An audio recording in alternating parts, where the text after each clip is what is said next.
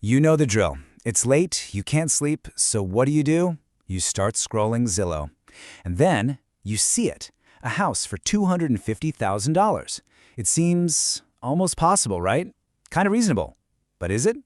Well, today we're going to do the real math and find out who can actually afford this so-called affordable house. So the listing calls it a charming, affordable starter home. But let's be real, that's often just realtor code for it's small, it's old, and you should probably just feel lucky it's even on the market at this price. Today, we're going to break down the numbers that the mortgage calculator doesn't tell you and the agent might just forget to mention.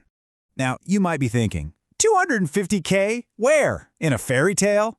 But nope, these homes are real. You're not going to find them in, San Francisco or New York City, but they absolutely exist in places like Toledo, Ohio, or Rochester, New York. But here's the catch. Just because you can find one doesn't mean you can afford one. Okay, so you found the house. The dream feels within reach. But before you even start thinking about paint colors, you slam into the first massive hurdle. And it's a big one. I'm talking about the down payment. That giant pile of cash you need just to get your foot in the door. And just look at the disconnect here. It's wild. The old school rule says you need 20% down. On our house, that's a staggering $50,000. But the reality? The median savings for an American household is just $8,000. That's not a gap, my friends. That is a $42,000 chasm. So you're probably thinking, okay, but wait, what about an FHA loan? I only need 3.5% down. And you're right, that's just $8,750. That feels so much more doable, doesn't it? It gets you in the game. But, it comes with a price. And that price has a name, Private Mortgage Insurance, or PMI. Honestly, you should just think of it as a penalty. It's a fee you have to pay every single month simply because you couldn't come up with that 50 grand. And get this, it's insurance that protects the bank, not you. You get absolutely no benefit from it. All right, so let's say you managed to scrape together the down payment. You're in. But now let's build the real monthly payment. We're going to do it piece by piece so you can see what this house is actually going to cost you every 30 days. First up, the big one, your mortgage itself, the principal and interest. Let's say you got a loan for $225,000. At today's rates, you're looking at right around $1,500. Okay, a solid start. But we are not done. Not even close. Next, you have to add in property taxes. In a city like Toledo or Rochester, a pretty conservative estimate is another $260 a month. And just remember, that number basically only ever goes one direction, up. Okay, next up we got to have homeowners insurance.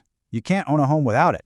And just like taxes, this cost has been going up and up lately, so let's tack on another $95 for that. And now for the part that nobody ever wants to budget for, but you absolutely have to, maintenance. Stuff breaks, roofs leak, water heaters die. The 1% rule is a good guidepost. Budget 1% of the home's value every year for repairs. For us, that's another $208 a month. And finally, let's not forget our old friend PMI. Since we couldn't put that full 20% down, we have to add one last thing to the pile. Another $100 a month just for the privilege of being a homeowner. So, you take a deep breath, you add it all up, and there it is. $2,113 every single month. That is the true cost of living in this supposedly affordable house. So here's where it gets really important. Who can actually handle a payment like that? Because there is a massive difference between what a bank says you can technically afford and what you can comfortably afford without your life becoming a nonstop financial stress test. So let's imagine a couple. We'll call them the Smiths. They make a combined $75,000 a year, right in the target demographic for this kind of home. After taxes, their take-home pay is about $4,400 a month. You subtract that huge house payment, then the car, gas, student loans, groceries, and what's left?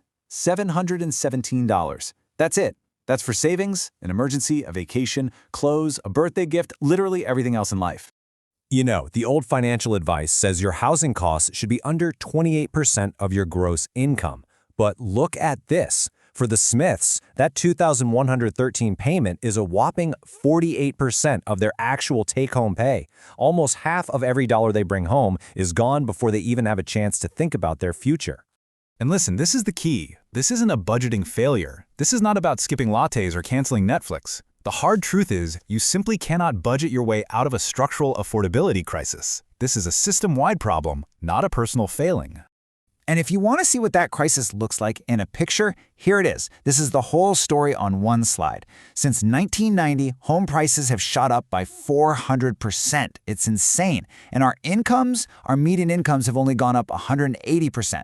The finish line is literally moving away from us more than twice as fast as we can run towards it.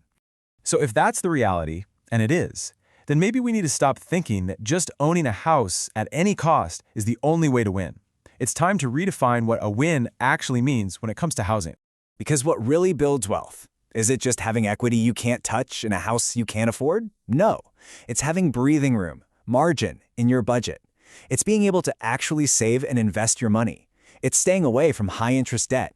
It's not having to choose between fixing the furnace and putting money in your 401k. It's being able to sleep at night without that constant hum of financial anxiety. The real victory here isn't getting that approval letter from the bank. The real win is looking at your own numbers, trusting the math, and making the call that is truly right for your life. Even if society is telling you that you have to own a home. Even if that means you keep renting for a while. So as we leave it here today, the question isn't just, can I get the loan for this house? The much deeper, much more important question you have to ask yourself is this: